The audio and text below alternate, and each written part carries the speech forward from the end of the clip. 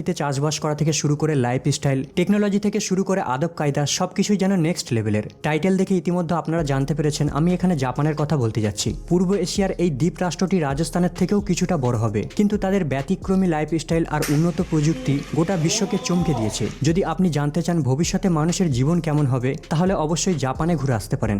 আজকের ভিডিওতে জাপান সম্পর্কে এমন কিছু অদ্ভুত ফ্যাক্ট জানবেন যা শোনার পর মনে হবে যেন আমরা এখনো আদিম যুগেই বাস করছি। Bullet train.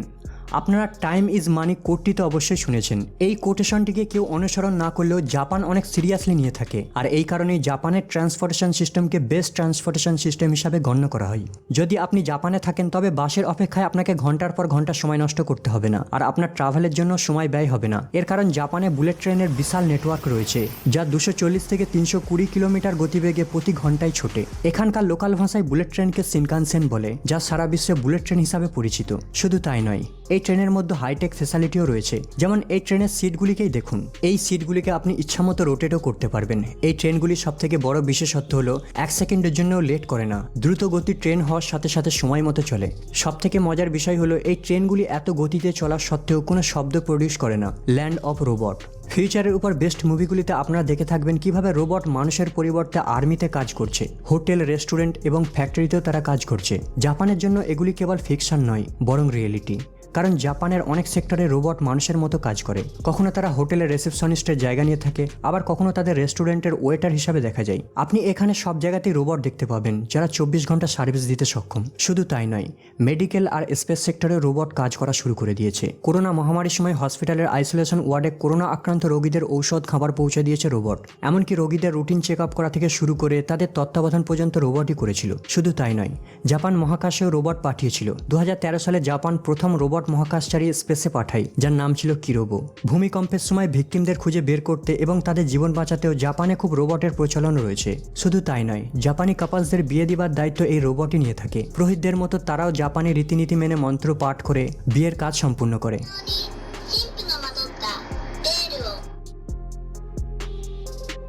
Hi tech toilet.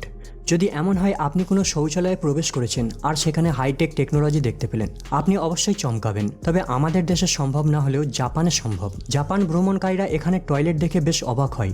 এর প্রধান কারণ জাপানের মতো মডার্ন টেকনোলজিওয়ালা টয়লেট বিশ্বে আর কোথাও দেখতে পাবেন না। এই টয়লেটগুলিতে ক্লিনিং সুবিধা থেকে শুরু করে seat heater, blood pressure, weight আর ইউরিন চেকারের সুবিধা রয়েছে। যদি আপনি জাপানি পাবলিক টয়লেট প্রথমবার দেখেন, তাহলে জাপানিদের পাগল বলে আপনি গালাগালি দেবেন। এর কারণ তাদের পাবলিক টয়লেটগুলিকে ট্রান্সপারেন্ট কাঁচ দিয়ে নির্মাণ করা হয়। বাইরে থেকে যে কেউ ভিতরে থাকা ব্যক্তিকে দেখতে পাবে। এখন হয়তো আপনি ভাবছেন এ কেমন টয়লেট। আসলে এই টয়লেটগুলিতে বিশেষ স্মার্ট গ্লাসের ব্যবহার করা হয়েছে, আর এই গ্লাসের মধ্যেই লুকিয়ে রয়েছে টেকনোলজি। যখন কোনো ব্যক্তি এই ট্রান্সপারেন্ট টয়লেটের মধ্যে প্রবেশ করে ভিতর থেকে লক করে দেয়, সবকিছু ব্লার হয়ে যায়। এখন ভিতরে থাকা ব্যক্তিটি টয়লেট সিটে বসে বাইরের সবকিছুই দেখতে সক্ষম, কিন্তু বাইরে দাঁড়িয়ে থাকা ব্যক্তিরা ভিতরের ব্যক্তিটিকে দেখতে সক্ষম নয়। Automatic bicycle parking. জাপানে জনগণের তুলনায় সাইকেলের সংখ্যা অনেক বেশি। আনুমানিক এখানে প্রায় 80 মিলিয়নের থেকেও বেশি সাইকেল রয়েছে। যখন এখানে এত সাইকেল রয়েছে, অবশ্যই পার্ক করার জন্য স্পেস চাই। এর জন্য জাপানিদের কাছে রয়েছে হাইটেক সমাধান। সাইকেল পার্কিং এর জন্য জাপানে রয়েছে automatic underground cycle parking site.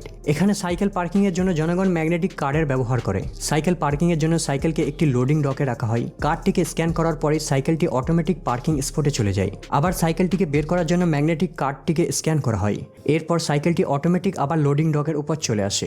Magnetic কার্ডটিকে পাওয়ার জন্য প্রথমে রেজিস্ট্রেশন করতে হয়, আর ওই কার্ডে বিশেষ আইডি নম্বর আর ট্যাগ দেওয়া হয়, যা কেবল ওই নির্দিষ্ট সাইকেলটির জন্য কাজ করবে। শুধু তাই নয়, এখানে 4 চাকার গাড়িকেও ঠিক এভাবেই পার্কিং করা হয়ে থাকে। এর জন্য আপনাকে পার্কিং সার্টিফিকেট নিতে হবে। পার্কিং সার্টিফিকেট ছাড়া আপনি এখানে গাড়িও কিনতে পারবেন না। আসলে জাপানে স্পেস কম হওয়ার কারণে এখানে পার্কিং এরিয়া অনেক কম রয়েছে। এই সার্টিফিকেটই প্রমাণ যে কাস্টমারের কাছে পার্কিং স্পট রয়েছে।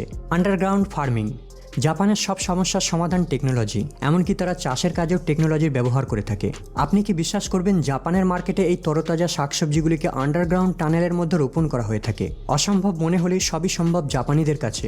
আসলে জাপানের ভূখণ্ড অনেক কম, এই কারণে তাদের চাষবাসের জন্য জমির পরিমাণও অনেক স্বল্প। তাই তারা একটি অনাবাদ্য সমাধান বের করে। জাপান তাদের ইউজলেস টানেল আর সাবওয়েগুলিকে চাষের জন্য ব্যবহার করে থাকে। 2015 সালে জাপানের মেট্রো ডিপার্টমেন্ট সাবওয়ে টানেলের মধ্যে প্রথম শাকসবজির চাষ করে। বর্তমানে এই ফর্মুলাটি সমগ্র জাপান জুড়ে অনুসরণ করে চলেছে। জাপান টেকনোলজির সাহায্যে মাটি ছাড়া আর অল্প পানির সাহায্যে ফসল উৎপাদন করে। জাপানের আরবান এরিয়ায় অনেক এগ্রিকালচার কোম্পানি রয়েছে যারা বিল্ডিং কিংবা আন্ডারগ্রাউন্ডের মধ্যে চাষবাস করে। Unique fruits. যখন জাপানের চাষবাস প্রসঙ্গে আলোচনা করছি অবশ্যই সেখানের অদ্ভুত আকৃতির ফলের নাম তো নিতেই হবে। আপনারা নিশ্চয়ই শুনেছেন জাপানের চৌকো আকৃতির তরমুজ পাওয়া যায়, তবে আজ নিজের চোখেই দেখে নিন। কিন্তু আপনি কি জানেন এই ধরনের তরমুজগুলিকে কিভাবে তারা উৎপাদন করে? যদি ভাবেন এই ধরনের আকৃতি দেওয়ার জন্য জাপানিরা কোনো বিশেষ কেমিক্যাল ব্যবহার করে থাকে, তাহলে আপনার ধারণা ভুল। জাপানের চাষিরা তরমুজকে চৌকো আকৃতি দেওয়ার জন্য এই ধরনের কিউব মেটাল বক্সের ব্যবহার করে থাকে। 1980 সালে এক জাপানি গ্রাফিক্স ডিজাইনার এই পদ্ধতি আবিষ্কার করেন। এই ধরনের আকৃতি দেওয়ার বিশেষ কারণ হলো তরমুজগুলিকে সহজে ফ্রিজ বা টেবিলের উপর রাখা যাবে। ফিউচারিস্টিক